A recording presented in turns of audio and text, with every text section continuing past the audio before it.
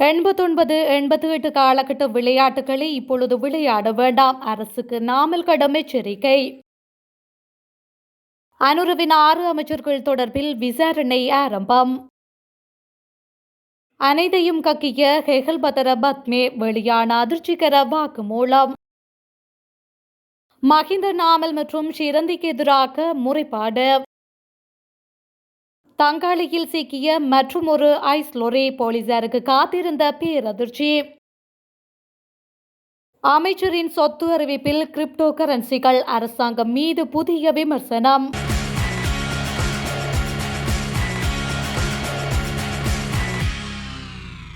ஜேவிபியினர் 1988, 1989 ஆண்டுகளில் செய்த சண்டித்தனத்தை இப்பொழுது காட்ட முயற்சிக்க வேண்டாம். நாங்கள் இருப்பது 2025 உலகத்தில் என மொட்டு கட்சியின் தேசிய அமைப்பாளர் நாமல் ராஜபக்ஷ தெரிவித்துள்ளார். தேசிய மக்கள் சக்தி அரசாங்கத்தின் ஒரு வருட நிறைவை முன்னிட்டு ஊடகங்களுக்கு கருத்து தெரிவிக்கும் போது அவர் இவ்வாறு குறிப்பிட்டுள்ளார். தொடர்ந்தும் பேசியவர், ஜேவிபியினரே அன்று மின்சார சபை சட்டமூலத்திற்கு எதிர்ப்பு தெரிவித்து சட்டமூலத்தை எரிப்பதாகவும் தீமூட்டி கொள்வதாகவும் தெரிவித்தார்கள்.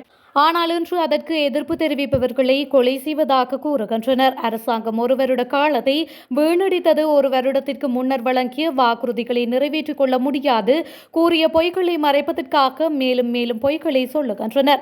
இன்னும் 4 வருடங்கள் இவ்வாறு அரசாங்கம் செல்வதென்றால் மக்கள் அதற்கான பதிலை எதிர்காலத்தில் வழங்குவர். எனது தந்தையின் பாதுகாப்பை குறித்தது மற்றும் தந்தைக்கு எதிராக மேற்கொள்ளும் அனைத்து நடவடிக்கைகளுக்கும் எதிர்ப்பு அரசியலின் செயற்பாடாகவே நாம் நோக்குகின்றோம்.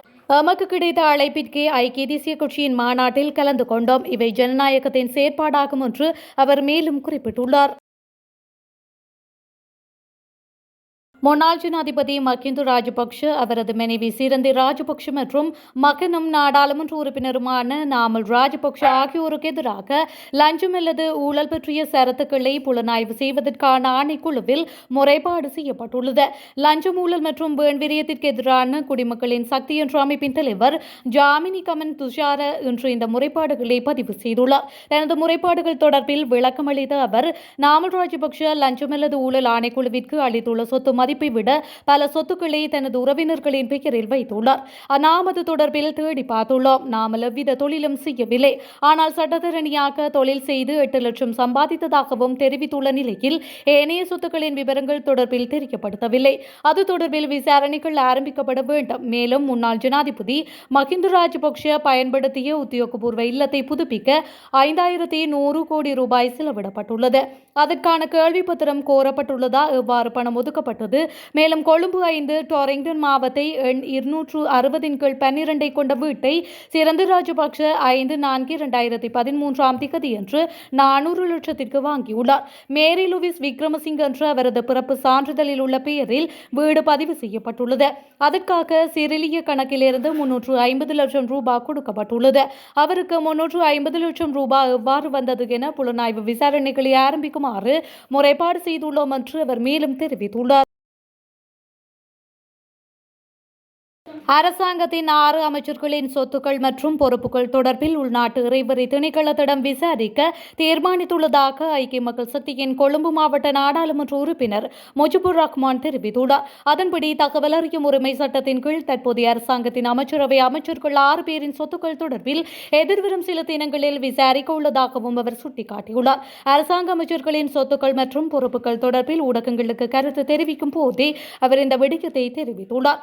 இது தொடர்பில் மேலும் கருத்து தெரிவித்த அவர், அரசாங்கத்தில் ஏனைய மக்கள் பிரதிநிதிகளின் சொத்து விவரங்கள் தொடர்பிலும் தகவல்கள் திரட்டி வருகின்றோம். குறிப்பிட்ட 6 அமைச்சர்களின் சொத்து விவரங்கள் தொடர்பில் தீவிர சந்தேகங்கள் எழுந்துள்ளதால் இது தொடர்பில் விரைவில் உள்நாட்டு இறைவரி திணைக்களத்திடம் விசாரிக்க தீர்மானித்தோம். குறித்த அமைச்சர்கள் தொழில் எதுவும் புரியாமல் வியாபாரத்தில் ஈடுபடாமல் முழுநீர் அரசியலில் ஈடுபட்டு இவ்வளவு சொத்துக்களை ஈட்டியது எப்படி என்பது சந்தேகத்திற்குரிய விடயமாகும்.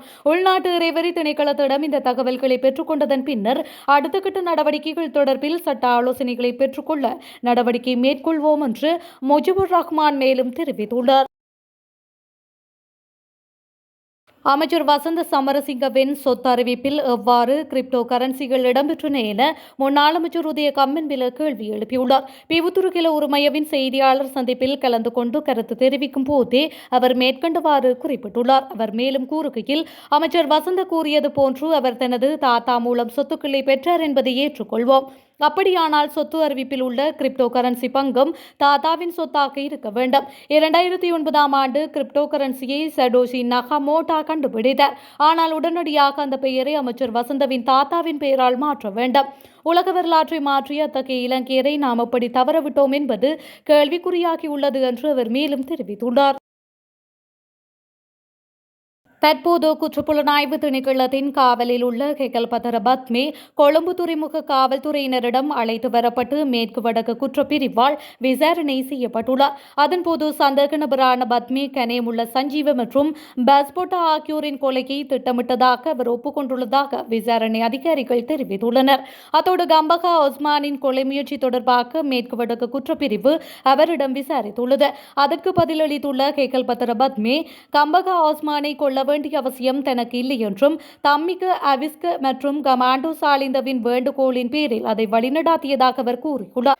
இதேவேளை கோகோயின், ஹெரோயின், ஐஸ், குஷ் மற்றும் கேரள கஞ்சா உள்ளிட்ட நாட்டில் உள்ள அனைத்து போதைப் பொருட்களையும் விற்றதாகவும் அவர் ஒப்புக்கொண்டுள்ளார்.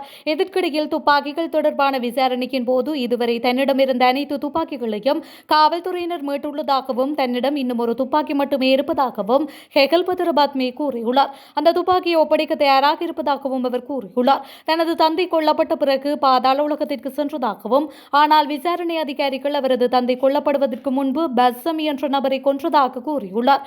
மேலும் பத்மேவின் தொலைபேசியை ஆய்வு செய்யும் போது பிரபலமான ஒரு பானத்தின் பெயரை குறியீடாக பயன்படுத்துவது குறித்தும் அதிகாரிகள் அவரிடம் கேள்வி எழுப்பியதை அடுத்து அந்த பானத்தின் பெயர் கோகோயினை குறிக்க பயன்படுத்தப்பட்டதாக அவர் ஒப்புக்கொண்டுள்ளமையும் குறிப்பிடத்தக்கது.